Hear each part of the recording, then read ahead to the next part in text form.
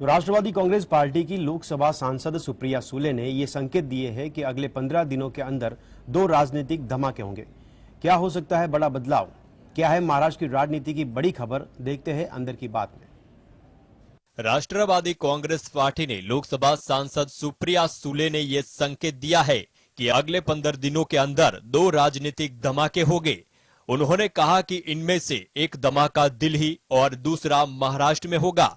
कुछ मीडिया कर्मियों ने वंचित बहुजन अघाड़ी के प्रमुख प्रकाश अंबेडकर के राज्य में राजनीतिक बम फूटने वाले बयान पर सुप्रिया से सवाल किया, जिसके जवाब में उन्होंने ये टिप्पणी की। रिपोर्ट के अनुसार एनसीपी चीफ शरद पवार की बेटी सुप्रिया सुले ने कहा, एक दिल्ली में होगा, दूसरा महाराष्ट्र में।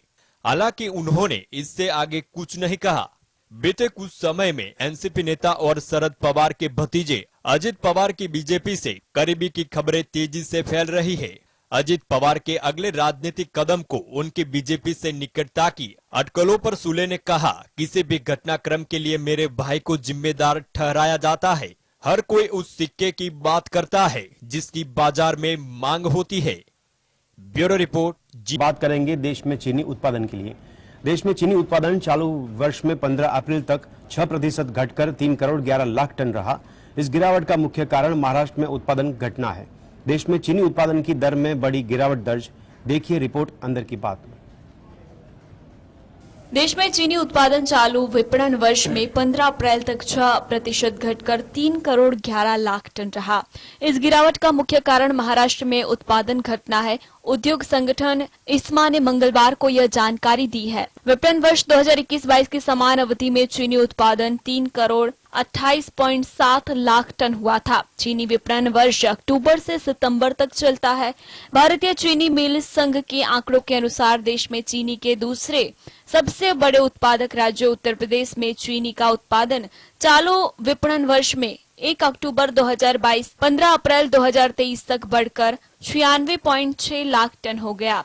एक साल पहले की इसी अवधि में यह 94.4 लाख टन रहा था। इस दौरान देश में चीनी के मुख्य उत्पादक राज्य महाराष्ट्र में उत्पादन पहले के 1 करोड़ 26.5 लाख टन से घटकर 1.5 करोड़ टन रहा है, जबकि कर्नाटक में उत्पादन 58 लाख टन से घटकर 55.3 लाख टन रहा। इस्मा ने विपणन वर्ष 2022-23 के लिए 3.40 करोड़ टन चीनी उत्पादन का अनुमान लगाया है। विपणन वर्ष 2021-22 में चीनी उत्पादन 3.58 करोड़ टन रहा था। Bureau report, GSTV। तो देश में दूध उत्पादन के लिए हालिया आंकड़ों के मुताबिक दूध उत्पादन में सालाना 6% की बढ़ोतरी का अनुमान लगाया गया है, जबकि वर्तमान वार्षिक बढ़ोतरी दर 5.3% है। यह शोध पत्र का अवलोकन है, जिसे हाल ही में सरकार की थिंक टैंक नीति आयोग द्वारा लाया गया था। इसने आगे यह कहा कि प्रति व्यक्ति दूध की मात्रा पहले से ही अनुशंसित आहार भत्ता से अधिक है और जनसंख्या बढ़ोतरी 1% से कम है। भविष्य में घरेलू दूध की मांग हाल के दिनों की तुलना में कम दर से बढ़ने की संभावना है। नीति आयोग के द्वारा लिखित भारत की श्वेत क्रांति उपलब्धियां और अगला चरण नामक वर्किंग पेपर में कहा गया है कि घरेलू मांग में बढ़ोतरी भी उत्पादन में बढ़ोतरी की तुलना में कम होने की संभावना है। इससे सामान्य मांग और आपूर्ति की तुलना में दूध का कुछ अधिशेष उत्पन्न होगा। डेयरी उद्योग को कुछ घरेलू उत्पादन को विदेशी बाजार में चैनलाइज करने की तैयारी करनी चाहिए। इसे अकेले तरल दूध के बजाय विभिन्न उत्पादकों में प्रसंस्करण के बाद किया जाए तो बेहतर है। इसके लिए वैल्यू चेन समेत डेयरी उद्योग में निवेश में कुछ बदलाव की जरूरत होगी। यदि भारत दूध की गुणवत्ता और पशुधन स्वास्थ्य का समाधान कर सकता है तो वह कुछ बाजारों को भी टैप कर सकता है। नीति आयोग की रिपोर्ट में कहा गया है कि डेयरी उत्पादकों के निर्यात के लिए भारत के डेयरी को विश्व स्तर पर प्रतिस्पर्धी होना आवश्यक है। रिपोर्ट में आगे कहा है कि भारत का डेयरी उद्योग किसी भी मुक्त व्यापार समझौता का विरोध करता रहा है, जिसमें डेयरी उत्पादकों में व्यापार का उदारीकरण शामिल है।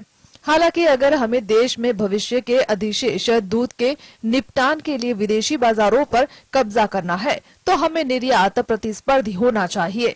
इसमें आगे कहा है कि ऑपरेशन फ्लड के विभिन्न चरणों के कारण भारत अब प्रति व्यक्ति प्रतिदिन 377 ग्राम RDA से अधिक दूध का उत्पादन कर रहा है।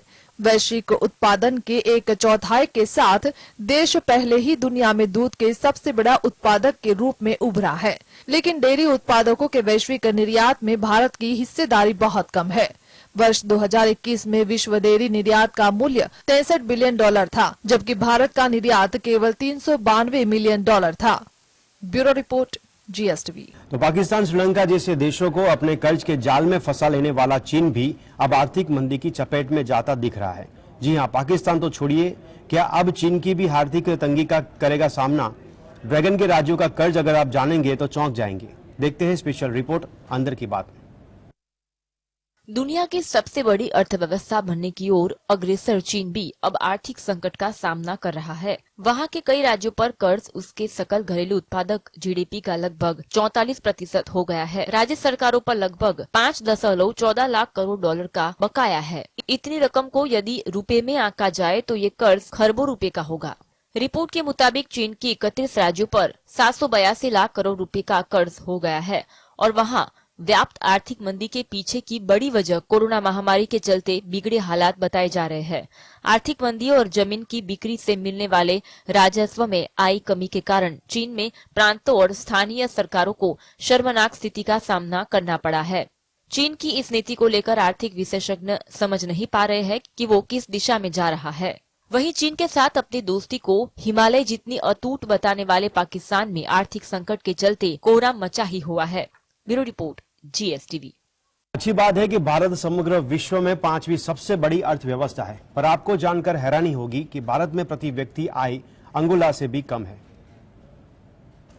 2047 तक भारत विकसित देशों के श्रेणी में आना चाहता है, लेकिन इसके लिए प्रति व्यक्ति आय को बढ़ाकर $13,000 के ऊपर ले जाना होगा। भले ही भारत दुनिया की 5वीं बड़ी अर्थव्यवस्था हो, अगले कुछ वर्षों में भारत दुनिया की तीसरी बड़ी अर्थव्यवस्था बनने की ख्वाहिश रखता हो, लेकिन क्या आप जानते हैं प्रति व्यक्ति आय के मामले में भारत दुनिया के गरीब मुल्कों की श्रेणी में आता है। हाल यह है कि भारत की प्रति व्यक्ति आय अंगोला जैसे देश से भी कम है। दुनिया के 197 देशों में प्रति व्यक्ति आय के मामले में भारत 142वें स्थान पर है। दुनिया की जितनी भी बड़ी अर्थव्यवस्था वाले देश है, उसमें सबसे कम प्रति व्यक्ति आय भारतीयों की है। अमेरिका की प्रति व्यक्ति इनकम सालाना $80,035 है, जबकि भारत की प्रति व्यक्ति आय केवल $2,601 है। यानी अमेरिका की प्रति व्यक्ति औसतन आय भारत के मुकाबले 31 गुना ज्यादा है। जर्मनी और कनाडा की प्रति व्यक्ति आय भारत से 20 गुना ज्यादा है। यूके 18 गुना ज्यादा। फ्रांस की प्रति व्यक्ति आय भारत से 17 गुना ज्यादा है। जापान और इटली की औसतन प्रति व्यक्ति आय 14 गुना है। जबकि भारत चीन को अपना सबसे बड़ा प्रतिद्वंदी मानता है, उसकी भी प्रति व्यक्ति आय भारत से 5 गुना ज्यादा और ब्राजील का 4 गुना ज्यादा है। ये तो बात हुई आर्थिक रूप से बेहद मजबूत और संपन्न देशों की, लेकिन ये जानकर आपको हैरानी होगी कि अंगोला, वनातु और साओ टोम प्रिंसिपे जैसे छोटे देशों की प्रति व्यक्ति आय भी भारत से ज्यादा है। अंगोला की प्रति व्यक्ति आय $3,205, वनोतु की $3,188, साओ टोम प्रिंसिपे की $2,696 और आइवरी कोस्ट की $2,646 है, जो भारत के $2,601 से कहीं ज्यादा है। Bureau report, GSTV।